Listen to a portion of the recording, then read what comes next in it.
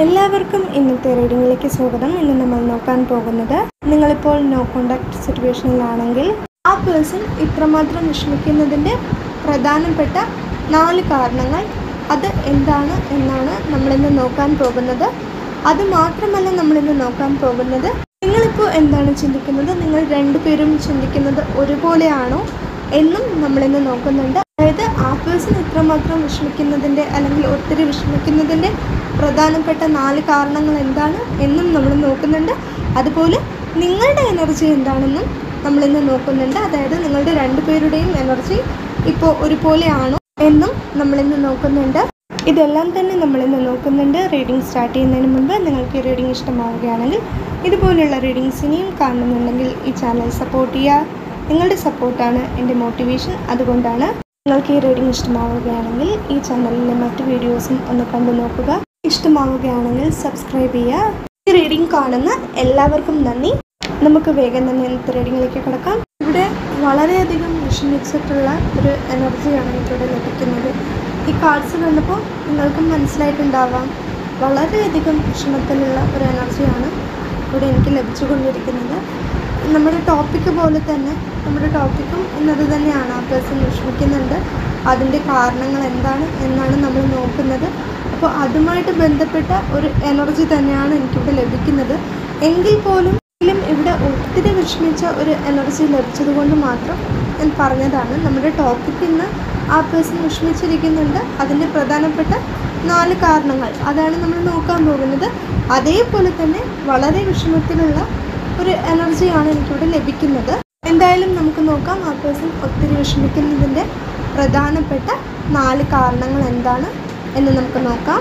ആദ്യത്തെ കാര്യമായിട്ട് എനിക്കിവിടെ മനസ്സിലാകുന്നത്, മേ ബി ഈ ഒരു നോ കോണ്ടാക്ട് സിറ്റുവേഷൻ സംഭവിച്ചത് ആ പേഴ്സൺ കാരണമായിരിക്കാം. അതായത് ആ പേഴ്സൺ ആയിരിക്കാം നിങ്ങളോട് വഴക്കിട്ടത്, അല്ലെങ്കിൽ ആ പേഴ്സൺ ആയിരിക്കാം നിങ്ങളോട് പിണങ്ങിയത്. അപ്പോൾ അത് ഓർത്തിട്ട് ആ പേഴ്സൺ വിഷമിക്കുന്നുണ്ട് എന്നുള്ളതാണ്. അതായത് ആ പേഴ്സൺ കാരണമാണല്ലോ ഈ ഒരു നോ കോണ്ടാക്ട് സിറ്റുവേഷൻ സംഭവിച്ചത് എന്നോർത്തിട്ട് ആ പേഴ്സൺ ഇപ്പോൾ ഒത്തിരി വിഷമിക്കുന്നുണ്ട് എന്നുള്ളതാണ്.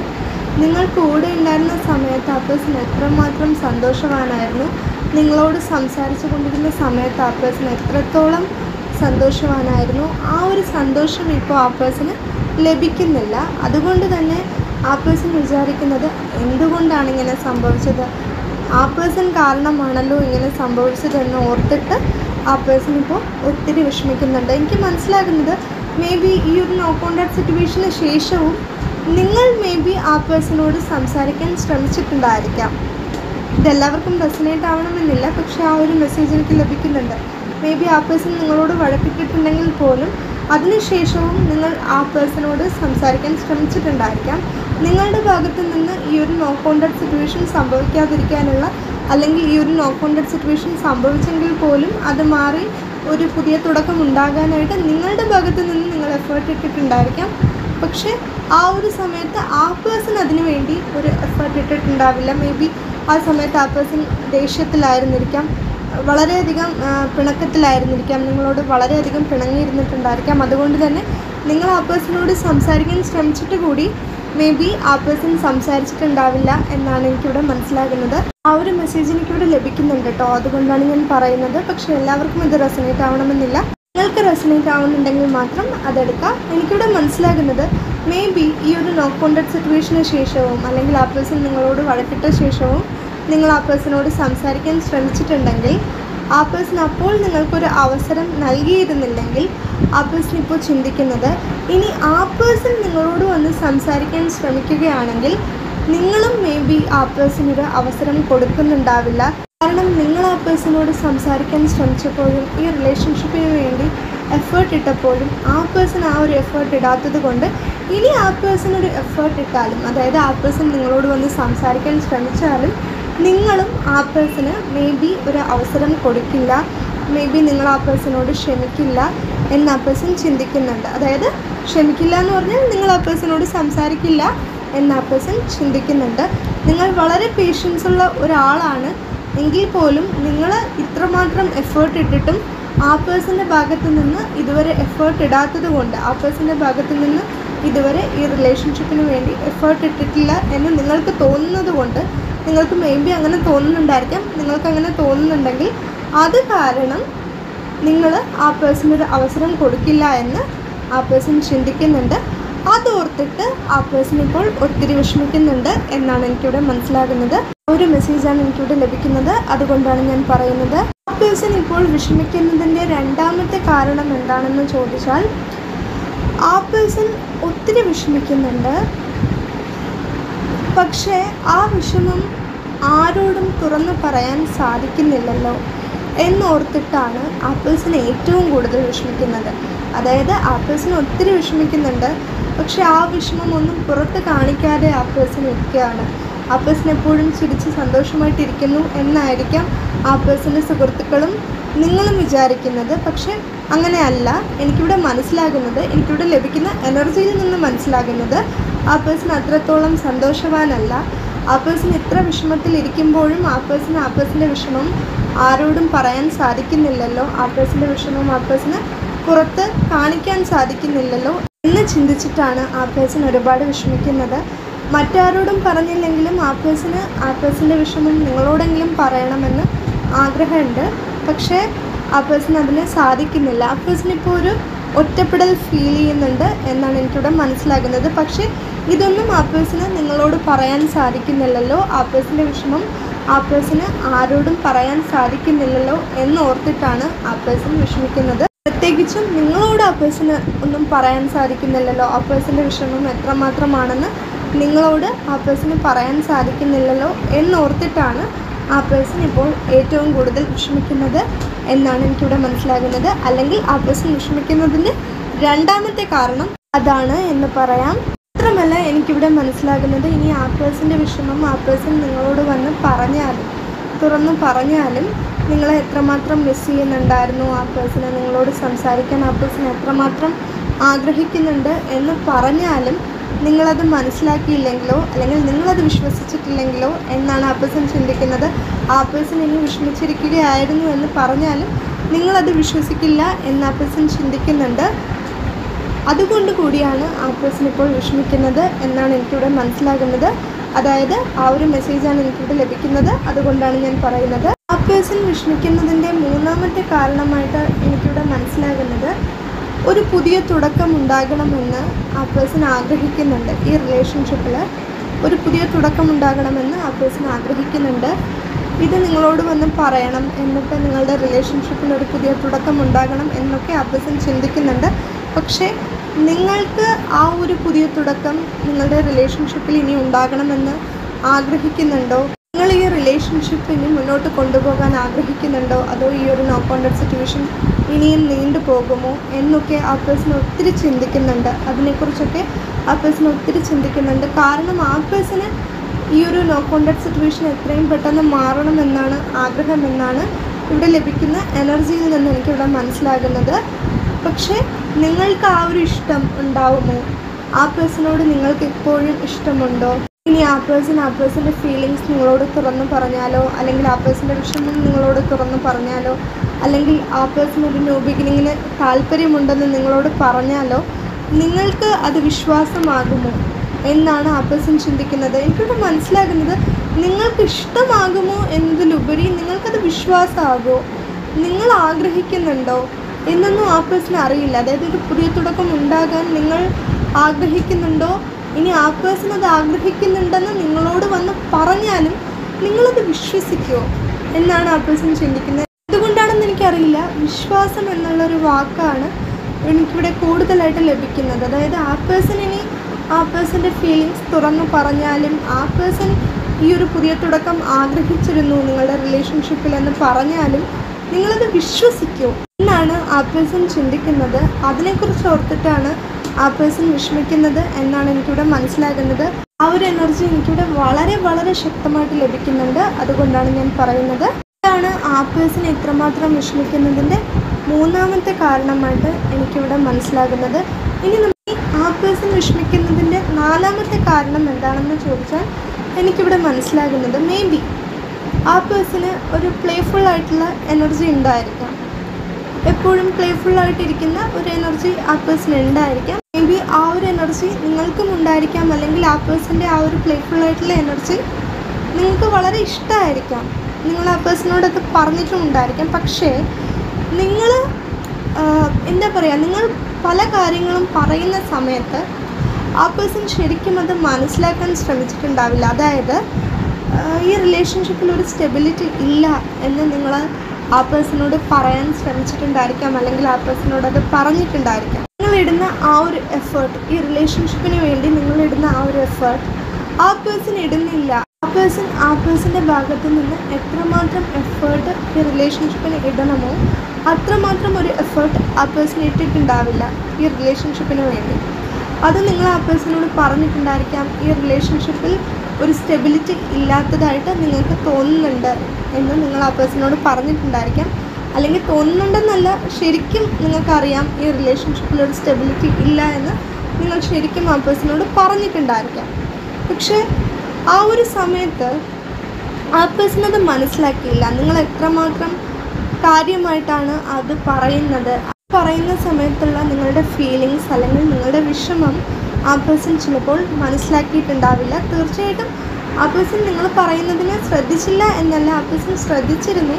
പക്ഷെ അതിന് കൊടുക്കേണ്ട ഒരു പ്രാധാന്യം ഉണ്ടായിരുന്നു, നിങ്ങൾ പറഞ്ഞ കാര്യത്തിന് കൊടുക്കേണ്ട ഒരു പ്രാധാന്യം ഉണ്ടായിരുന്നു. ആ ഒരു പ്രാധാന്യം ആ പേഴ്സണ് ആ ഒരു സമയത്ത് കൊടുക്കാൻ സാധിച്ചില്ല എന്നുള്ളതാണ്.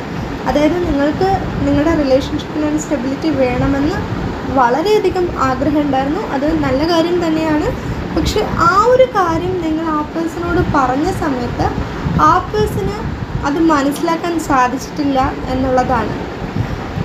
അത് കാരണം ആ പേഴ്സൺ ഇപ്പോൾ വിഷമിക്കുന്നുണ്ട്. ആ ഒരു സമയത്ത് അത് മേ ബി ആ പേഴ്സൺ ഒന്ന് മനസ്സിലാക്കാൻ ശ്രമിച്ചിരുന്നെങ്കിൽ, അതിന് ശരിക്കും എത്രമാത്രം പ്രാധാന്യം കൊടുക്കണമോ, അതായത് അതിന് വേണ്ടുന്ന പ്രാധാന്യം ആ പേഴ്സൺ കൊടുത്തിരുന്നെങ്കിൽ ഈ ഒരു നോ കോണ്ടാക്ട് സിറ്റുവേഷൻ സംഭവിക്കില്ലായിരുന്നു എന്ന് ആ പേഴ്സൺ ചിന്തിക്കുന്നുണ്ട്. അതുപോലെ മേ ബി ആ പേഴ്സൺ നിങ്ങളോട് വഴക്കിട്ടപ്പോഴോ, അല്ലെങ്കിൽ നിങ്ങൾ ആ പേഴ്സണോട് വഴക്കിട്ടപ്പോഴോ, അല്ലെങ്കിൽ നിങ്ങൾ രണ്ടുപേരും ഈ ഒരു നോ കോണ്ടാക്ട് സിറ്റുവേഷന് മുൻപ് വഴക്കിട്ടപ്പോഴോ ഈ ഒരു നോ കോണ്ടാക്ട് സിറ്റുവേഷൻ സംഭവിക്കുമെന്നോ, നിങ്ങൾ ആ പേഴ്സണോട് ഇത്ര നാൾ സംസാരിക്കാതെ ഇരിക്കുമെന്നോ, ഇങ്ങനെയൊന്നും സംഭവിക്കുമെന്ന് ആ പേഴ്സൺ വിചാരിച്ചിരുന്നില്ല. മേ ബി ആ പേഴ്സൺ വിചാരിച്ചിരുന്നത് ഇതൊരു ചെറിയ പിണക്കമാണ് എന്നായിരിക്കാം.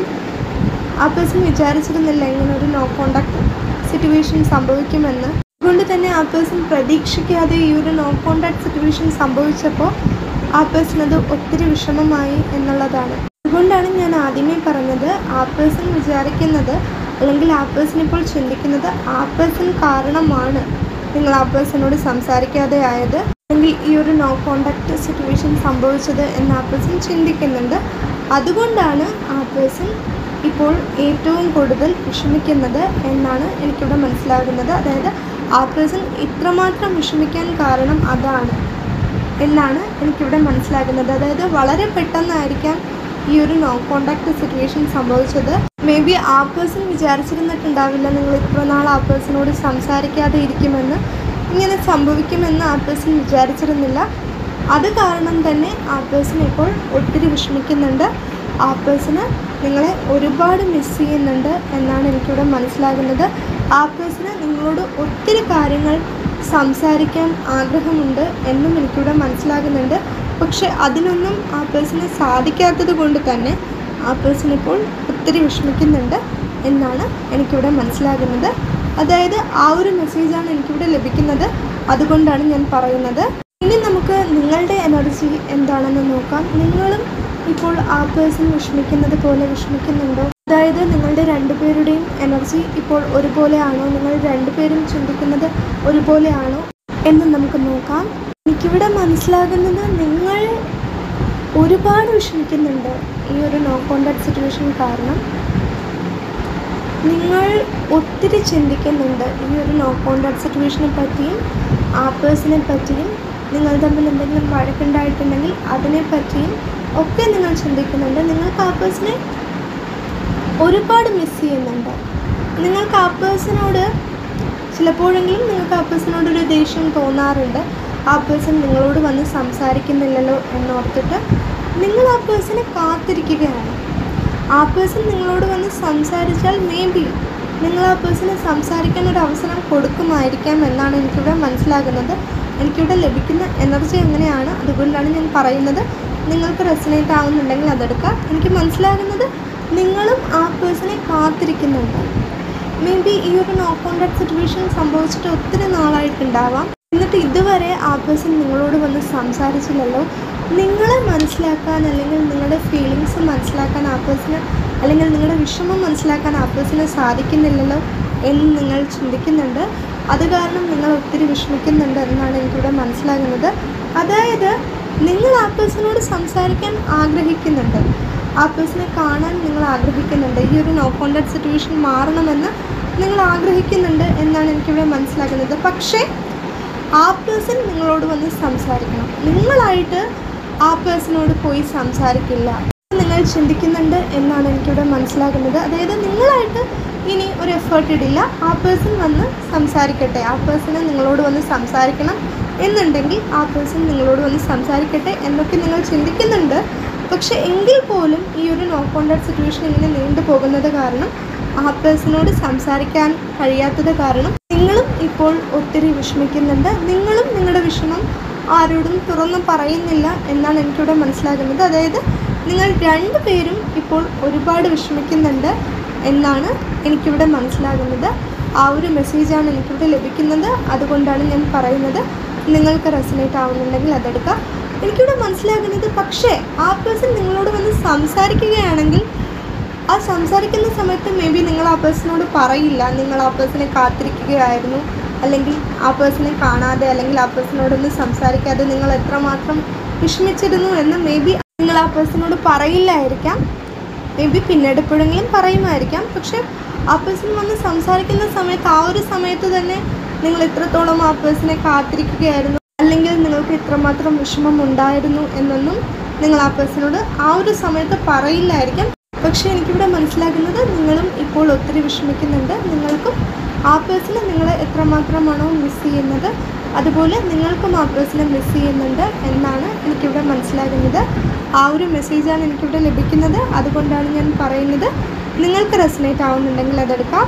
മറ്റൊരു കാര്യം എനിക്കിവിടെ മനസ്സിലാകുന്നത്, ഇനി നിങ്ങളാണ് ആ പേഴ്സണോട് പിണങ്ങിയതെങ്കിൽ, നിങ്ങളാണ് ആ പേഴ്സണോട് സംസാരിക്കാത്തതെങ്കിൽ നിങ്ങൾ ചിലപ്പോഴെങ്കിലും ചിന്തിക്കാറുണ്ടായിരിക്കാം ആ പേഴ്സണോട് പിണങ്ങേണ്ടിയിരുന്നില്ല. അതായത് ആ പേഴ്സൺ ഇപ്പോൾ ചിന്തിക്കുന്നത് പോലെ നിങ്ങളും ചിന്തിക്കുന്നുണ്ടായിരിക്കാം. അതായത് നിങ്ങളോട് പിണങ്ങേണ്ടിയിരുന്നില്ല എന്ന് ആ പേഴ്സൺ ചിന്തിക്കുന്നത് പോലെ ആ പേഴ്സണോട് പിണങ്ങേണ്ടിയിരുന്നില്ല, അല്ലെങ്കിൽ ഇത്രയും നാൾ സംസാരിക്കാതെ ഇരിക്കേണ്ടായിരുന്നു, ഈ ഒരു നോ കോൺടാക്ട് സിറ്റുവേഷൻ സംഭവിക്കേണ്ടായിരുന്നു എന്നൊക്കെ നിങ്ങളും ചിന്തിക്കുന്നുണ്ട്. കാരണം ഞാൻ മുൻപ് പറഞ്ഞതുപോലെ തന്നെ നിങ്ങൾക്ക് ആ പേഴ്സണെ ഒരുപാട് മിസ് ചെയ്യുന്നുണ്ട്. ആ പേഴ്സണെ നിങ്ങളെ മിസ് ചെയ്യുന്ന അത്രത്തോളം തന്നെ നിങ്ങൾക്കും ആ പേഴ്സണെ മിസ് ചെയ്യുന്നുണ്ട്. കാരണം ആ പേഴ്സൺ നിങ്ങളെയും നിങ്ങൾ ആ പേഴ്സണെയും ഒത്തിരി മനസ്സിലാക്കുന്നുണ്ട്.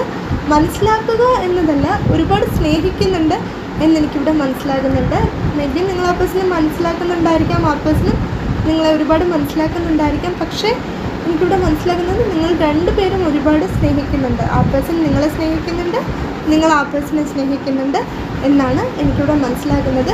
എനിക്കിവിടെ ലഭിക്കുന്ന എനർജി അങ്ങനെയാണ്. അതുകൊണ്ടാണ് ഞാൻ പറയുന്നത് നിങ്ങൾക്ക് റെസനേറ്റ് ആവുന്നുണ്ടെങ്കിൽ മാത്രം അതെടുക്കുക. അതായത് നിങ്ങൾക്ക് എന്താണോ റെസനേറ്റ് ആവുന്നത് അത് മാത്രം നിങ്ങളെടുക്കുക.